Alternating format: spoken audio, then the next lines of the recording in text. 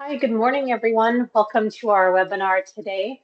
We're going to be presenting on All Together Now, bringing every ITSM team together in one space in Jira Service Management. My name is Laura Walker. I'm your host today. I'd like to invite you to ask questions along the way. We have a Q&A panel. There should also be a chat panel and raise your hands. So we love to have our webinars interactive. Please feel free to chime in with questions as we go along the way.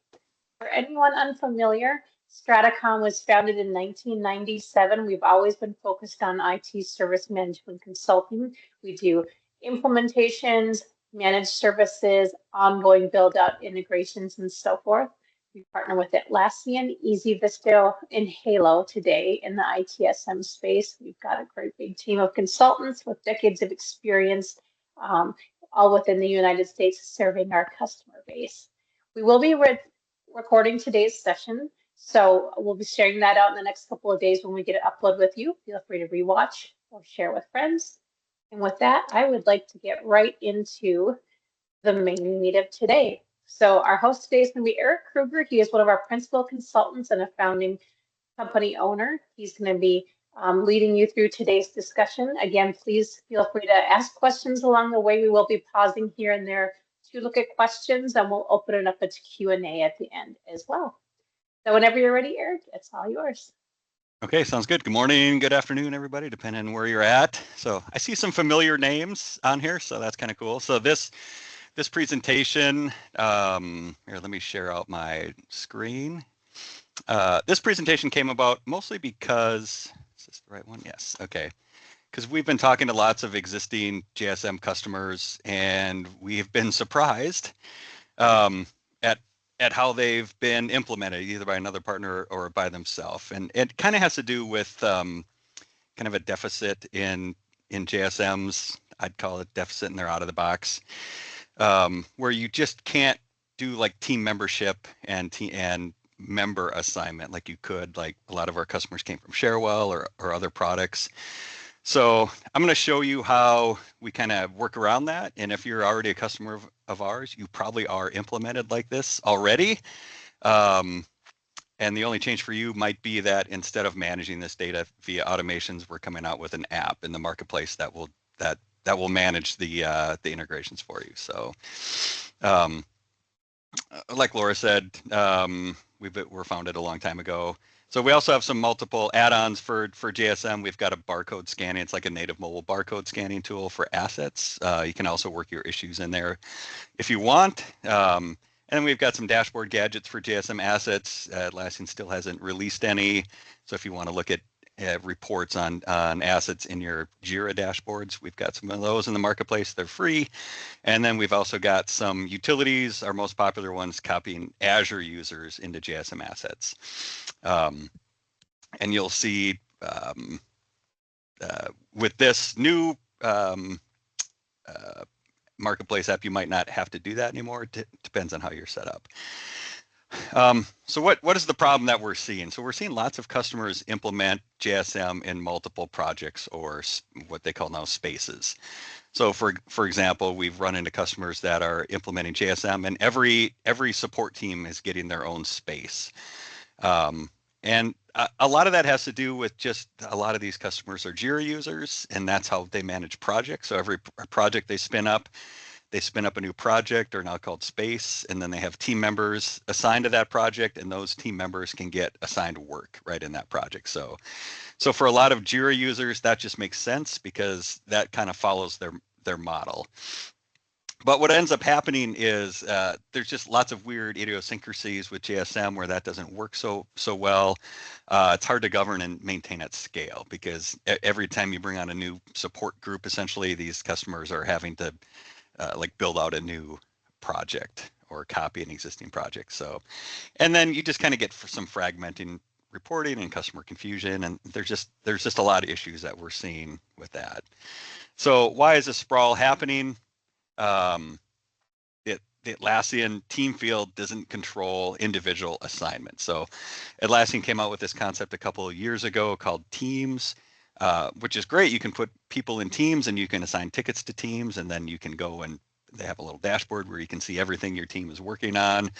But the assignee field, that like the out-of-the-box assignee field, you can't really filter by team membership. So if you pick a team, the assignee is still just all the members of that JSM project. So, and actually, like when Atlassian and other partners are saying, well, don't assign it to a team, just assign it to an individual.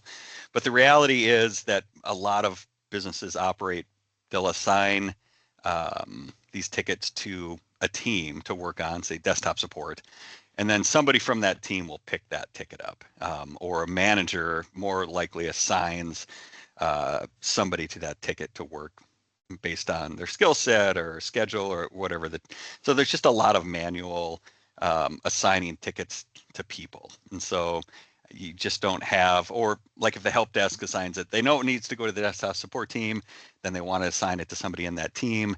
Out of the box, there's not really a great way to see, hey, who's a member of desktop support that I can assign this to.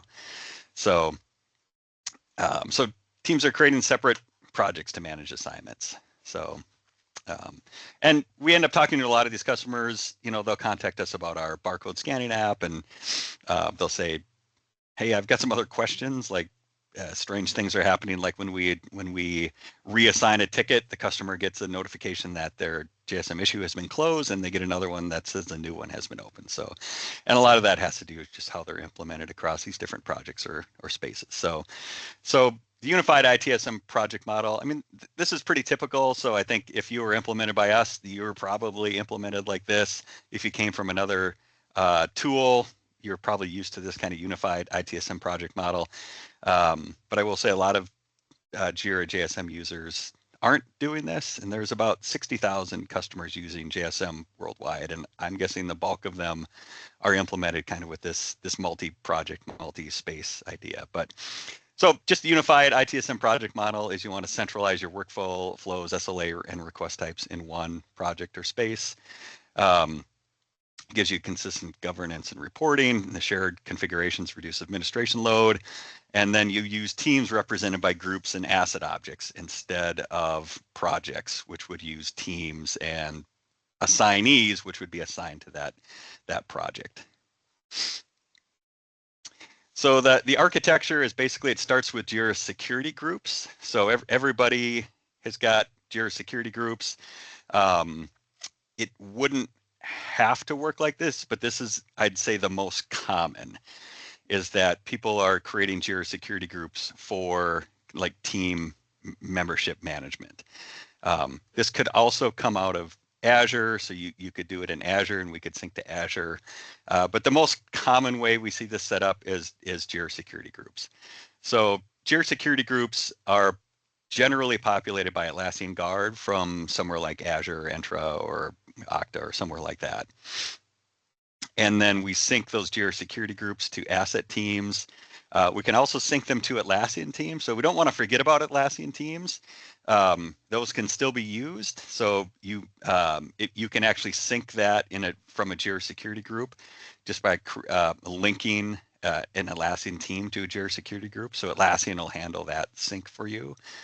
At least it'll create the Atlassian team and fill out the membership from the Jira security group. Asset people are mapped via account ID, their Jira account ID. So if we really want that Jira account ID, and you'll see when I show some demo data what that looks like.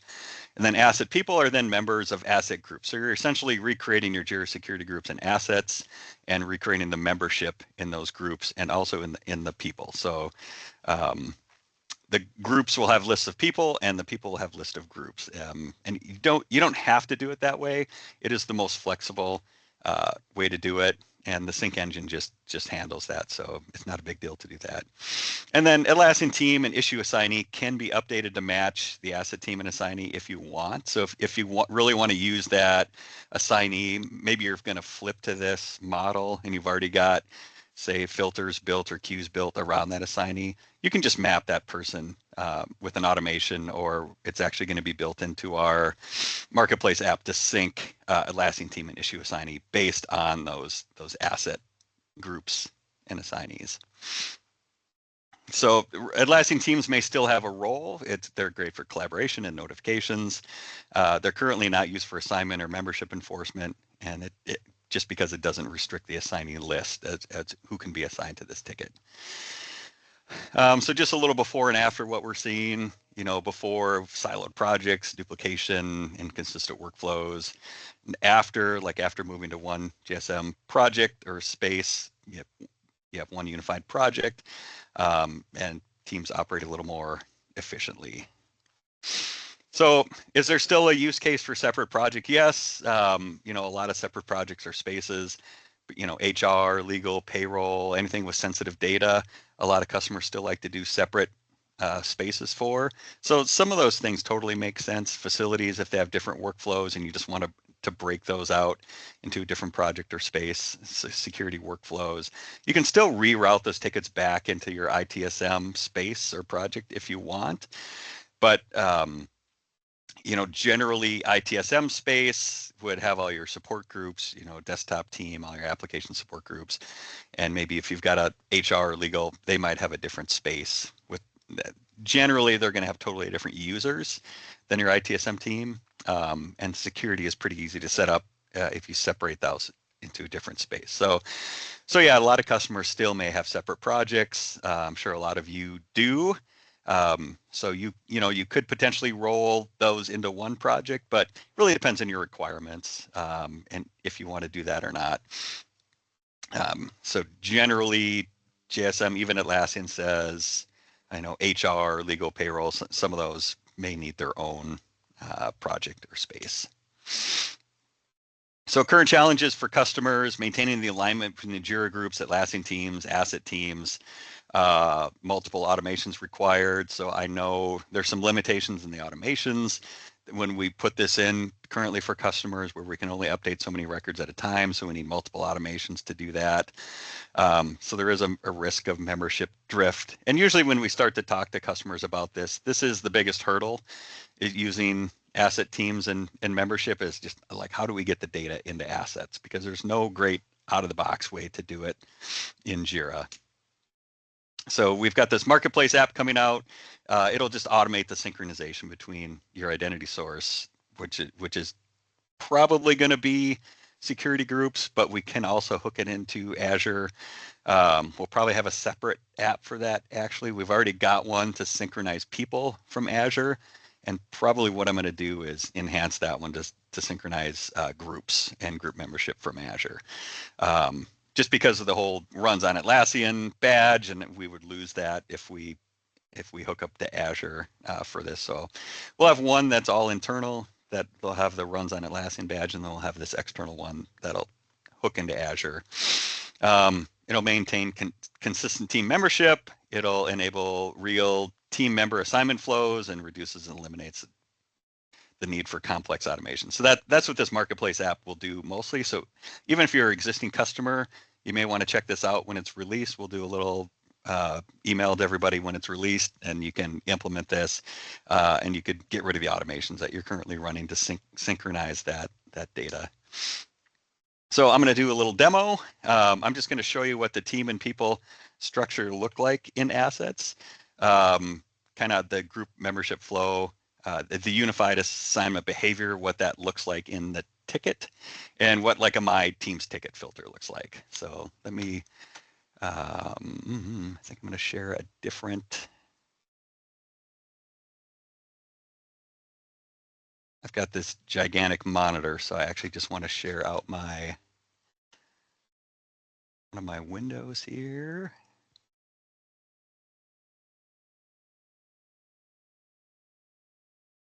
Yes, this is the one. Okay.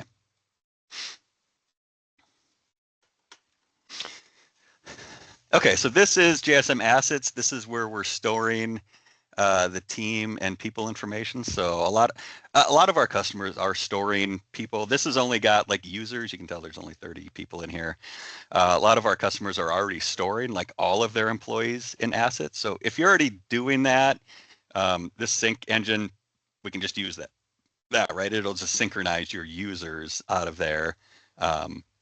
and put them into the different teams. So even if you've got 10,000 employees but only 200 users, it would only update the users in there. So it's configurable. You can just point the app at whatever object that you want to synchronize to. So the biggest thing is when I look at a person in this people table, we're going to have the Atlassian account ID synced. So you can see we've got these Atlassian account IDs, so we'll sync that to the person, and that's pretty useful when we do the workflows in JSM. We want that Atlassian account ID because it gives us access to send emails and do all these other things. So we use that Atlassian account ID. So we'll sync. The people get synced from the Atlassian users, or chances are you may already have your employees in there. So then we'll just sync the Atlassian users, like their Atlassian account ID. And I know our Azure to JSM Assets tool already does that. So if you've already got that, you may already be syncing all of your employees, and it does have an Atlassian account ID sync. So if that's already set up, this new marketplace app wouldn't need to do that for you. So they would just handle syncing the teams and the group membership. So if we look at the attributes of people, we can see we've got an Atlassian account ID in here, right here, which is a user object. And then, you can put whatever you want in here. Like we've got a manager field in here. That's really common for people to have, because if they're doing complex approvals where you need to look up the person's manager, this is a great place to put that. And then we also have a default team. So that's common in a lot of other systems to have like a default team. And then also this teams. And if we just look at teams at the attribute, we can see we've got the maximum allowed, which is like 20,000. So you could put some other number in there, but that's going to be pretty simple. So this teams can actually hold multiple people. So if I go in here and find myself, you'll see I'm a member of all these teams in our little test system. I don't have a default team, but I could pick one out and I could say, hey, my default team's administrator. So we'll store all the teams that the people are in, and that becomes nice because then you can look here, you can look over here, and see that. Or if I'm looking from an issue, I can see all the teams the person is a member of. So, and that's where we're storing that. So you can see the outbound references. So we'll have the people information and the team information, and then we've got these teams. So these are basically in our system just a copy of the Jira security groups. So it's got this linked JSM team on here, and it's got members, status. It's got a bunch of information, so you can see like who the members are. So the team also has the members. Now you don't necessarily need both. You can kind of choose one or the other, but it is nice, and the sync engine will just handle doing both. And then you can actually see from here, from either the team or the person, who the members are. So I can see in here easily who team member, and it, that shows up in like an issue. You can also see that information. So really neat. So you can see the members are in here, and these are actually, so the members here are actually, if we go look at the attributes, members is once again a Jira user. So we're storing the Jira user ID in the members. And so that's, if you're a JSM admin, you want that Atlassian ID or that JSM ID in order to do emails is the big thing. You can easily send emails using that. So we're actually storing that. So we're picking the person out of people, but we're actually storing their Atlassian ID. So, and we can also store a link. We could also store a link to the people in here if you wanted to see that. So we could have this. So this is actually coming from the people. So team memberships and people back to this team. So you can do it that way, or you can just store them in the person. It doesn't really matter. Or you could do both. It really depends on your requirements and what you need to use from the tool. So the sync engine will support everything. It'll support storing Atlassian IDs in here, people links, and also from the people storing the different groups. So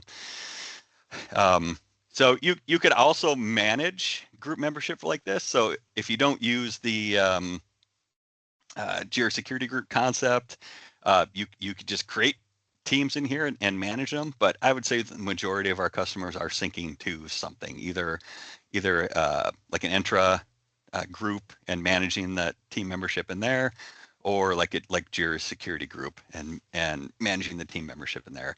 You could also just manage the team membership in Atlassian Teams, and we could just sync from the Atlassian team. So you could have the Atlassian teams be separate from your Jira security group. So there's lots of different ways to do it. We're just showing kind of the most the most widely used one, where you start with the Atlassian security group. Okay, so now if I go over to Jira, we can actually see how this is used. So over on the right, I've got reporter and then an assignment team. So this is actually the team that's in asset. So this is just an asset field. I can go in here and I can look for the assignment team. You can show we've just got a bunch of test data in here so we can see these different fields. So I can pick the administrators, and then I can come down here, and this assigned to is also just an asset field. So I picked administrators, so now I'm limited to the 4 people that are in administrators. So if I come over here and look at administrators, you'll see it's got these 4 people. For some reason, Adam Petty's shows up as administrator in that list. But so that's how we're limiting the list of users. So now I can just go in here and assign it to somebody. And you can also see we've got assignee in here. So you can also have an automation that syncs this assigned to the assignee if you do want to keep using that assignee. And we've also got team is in here somewhere, which would be the Atlassian team. I'm not sure where it went, but you can also sync to the Atlassian team if you want to do that. So that's how we do that. And then we've got these filters over here. So you can see that the code of the filter up here. So it's just looking for, where the Atlassian ID equals the current user, or the assignee equals the current user. So this filter is set up for both. So you can do that. So it's pretty easy to create filters based on those asset fields. And if you're using asset fields, kind of a combination of asset fields and assignee, you can put both in there.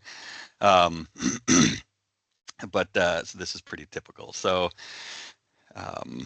you can see, like, if I do this assignee, it just shows people that aren't part of the team that is currently assigned to. So that's what we're finding a lot of customers are struggling with. So maybe Atlassian will fix this someday. I haven't really seen it on their roadmap. I don't know. They're still kind of pushing the concept of just assign it to a person. Don't worry so much about what team it's assigned to. But I think the reality out in the field is, and we're seeing it with people creating these different projects, or spaces they're called now, that people are kind of concerned about assignment and making sure it gets assigned to the right person based on the team. So because these are asset fields, here's the team field, right? So like if I assign it to admins that has 1 member, if I come up here and go assignee, it doesn't filter by that at all. So okay, so that's what we're doing. Keep an eye out for that marketplace app that'll do the syncing, especially if you're an existing customer and you're running a lot of automations to sync this data to assets. This should hopefully streamline that. One of the consultants asked me yesterday was, can we just have it trigger on when Jira security group is changed or a team is changed? And right now, Atlassian doesn't support triggers on Jira security groups or teams. So they strangely support triggers on security changes, like if you change what access rights somebody has, what they can see, there's a trigger for that you can listen to, but no trigger. So right now, the app, you'll want to schedule it hourly or daily to run and to do the synchronization. And there's also a manual. Probably if you have the automation right now, you can run it manually, so if somebody changed teams, you can just run it manually. We'll also have a manual sync in there. So if you're running it hourly and somebody adds a bunch of people to a team and you want that automatically or quickly synced, you can just run it manually. So hopefully in the future, Atlassian will support listeners on kind of that security group or the Atlassian team. But until then, we'll have to just do that manually. So I'll open it up for questions. If anybody has questions, Laura, do you know anybody put questions in Teams or anything yet? I haven't seen any questions come in now, so if you do have questions, now would be a great time to enter them before we wrap up.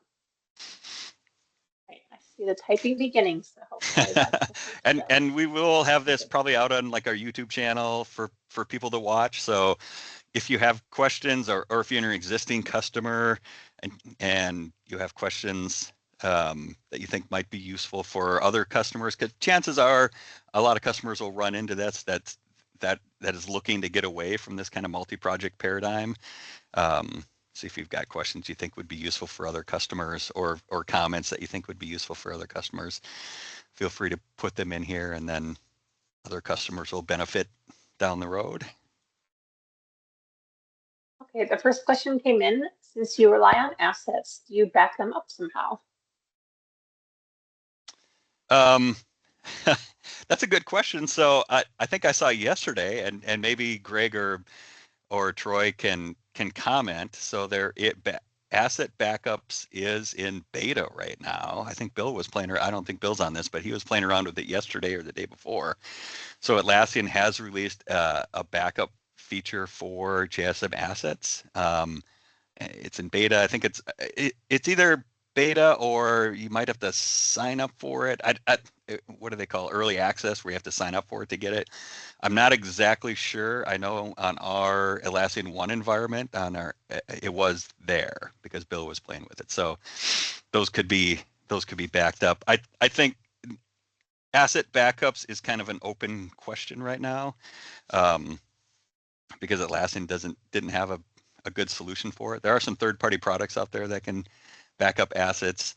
Our solutions don't have any asset backup functionality in it. So, because the reality is, if those assets disappeared, the people and the groups, we would just resync them from security groups. So if somebody actually went in there and just deleted them, the next time the system synced, it would just resync all those groups and people back into JSM assets. So it's a good question, though. It is. If a lot of customers, if they're not really using assets, might have a lot of questions about how asset works and can you back it up. And one important thing to note is assets is only available. Well, this is changing too, but I'll say it comes with Premium and Enterprise. So if you're on JSM Premium or Enterprise, you get assets. Now, assets was very recently kind of offboarded out of JSM into its own platform. So you can now get assets with like Jira issues or Jira, just regular Jira software. But I don't know costing or anything around that, or what version it comes with, or if you have to buy it separately. But generally, all of our customers are on at least Jira Premium, if not Enterprise. So I think we've got a few new customers we didn't onboard onto JSM that might be on standard that are looking at assets, maybe going to Premium to get assets. But yeah, you are going to be want to be on Premium or Enterprise to have assets to pull this off. Without assets, there isn't really another great way to do it. You could probably come up with some sort of a custom field to do it or something, Forge custom field. But I think this way is pretty simple. It uses mostly just out of the box fields, asset fields, to do this without really having to do anything wild to make it work.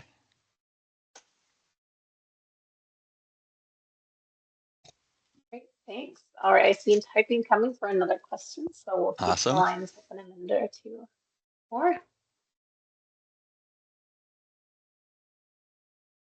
And I do want to say, if you're an existing customer, I'm pretty sure we've implemented probably almost every customer like this. You probably already have this, but you're probably running automations to sync this data. So And that may not be an issue. You may just want to keep your automations. But you know, sometimes automations don't always work. They're down sometimes, or some of our customers have actually hit the limit or gotten close to the limit. So we could eliminate some automations for you with this, with the sync app. So, and I'm looking out. It usually takes, it's about ready for me to submit. It usually takes 3 to 4 weeks once I submit an app for Atlassian to get to it and to certify it. And there's a bunch of back and forth. So this marketplace app probably will be January 2026 when it's available. So look for it then. Okay, we had a couple other questions come in. Okay. First one is, are there issues with reporting the teams being an asset-based field? And have you seen issues with people successfully setting the teams field, asset fields? We have seemed to have a high learning curve for clicking the extra check mark. Yeah, I mean, it took me a while to figure out that I had to click the little X. So I think most customers, that their tech's figured out pretty quickly. I know if you're using our mobile app, we don't have this issue. We have our own widget for assets, which works a lot better, I think, than this. I'm not aware of any reporting because, so I will say this, reporting is pretty weak overall against assets. But if you're doing reporting in JSM, you were doing reporting against issues, like JSM issues. And there, it's not a problem, right? You can look at these asset fields in JSM issues in the reporting just like you can any other field. So assets, like with dashboards and things like that, there's no gadgets for assets, but there is for issues. And the issues, you can actually see the asset fields. So that's not a problem. Yeah, I will say these asset fields, like the UI around them isn't great. I'm just going to say that. So like, here's my assignment team. So I open it here and I can see it's administrators, and I click on this thinking I can change it, but I can't change it because I have to hit this little icon here to change it.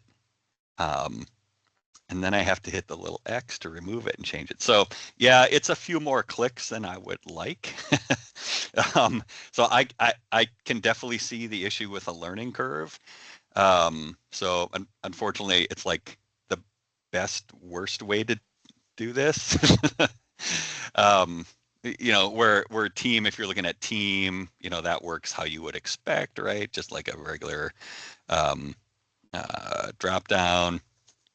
And so where these asset fields work a little different. So I think your users will get used to it quick. I mean, most of the people who are going to be doing this are in this tool a lot, right? So once they do it once, they'll know that, hey, this is how I have to do this. If I want to change this assigned to, I have to click this and clear it out, and then I get my assigned to field. So yeah, it's not, I'm not going to say it's a great interface, but it's kind of what we've got for assets. So.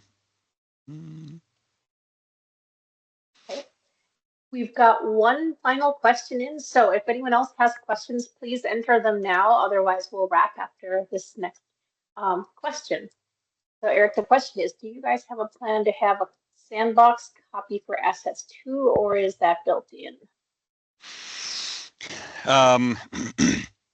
That's more of a question for Atlassian. So you can get a sandbox copy of assets. So if you restore your production system back to if you get a sandbox with your JSM instance, you will get like a sandbox version of assets in there. So you can test that you can test the sync engine in your sandbox environment.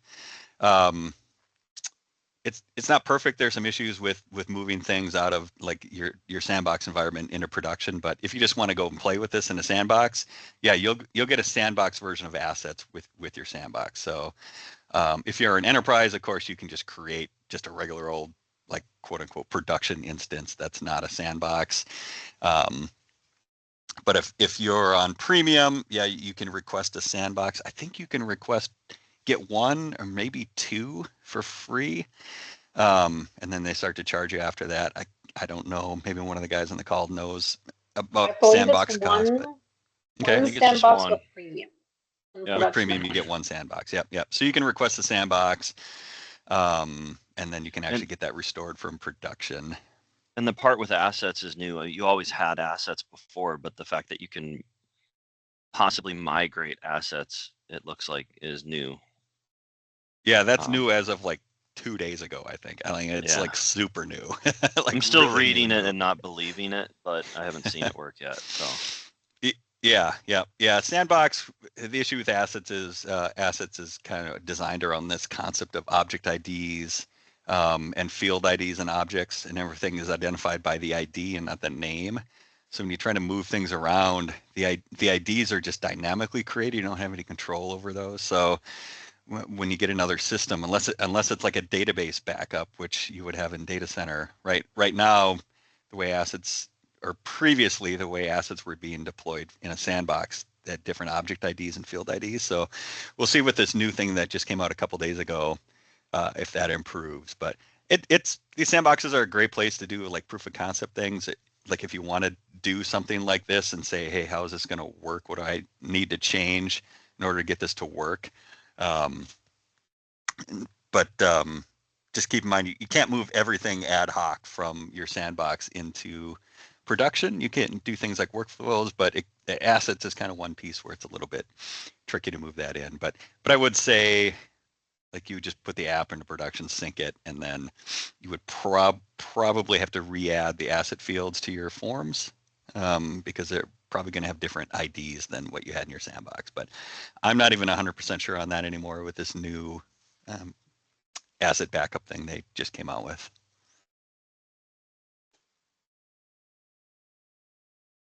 Okay. Well, with that, I don't see any other questions in the chat, so I think this will conclude our webinar today. If you have any follow-on questions, I've shared my contact information here. Please feel free to reach out to me. We'd also love to visit with you about any projects you may be planning for 2026 ahead. We're hoping to do some more of these practitioner webinars in the new year, so keep an eye out for those. With that, I hope you all have a wonderful holiday season in the meantime. Thanks so much for joining us today. Thanks, everybody.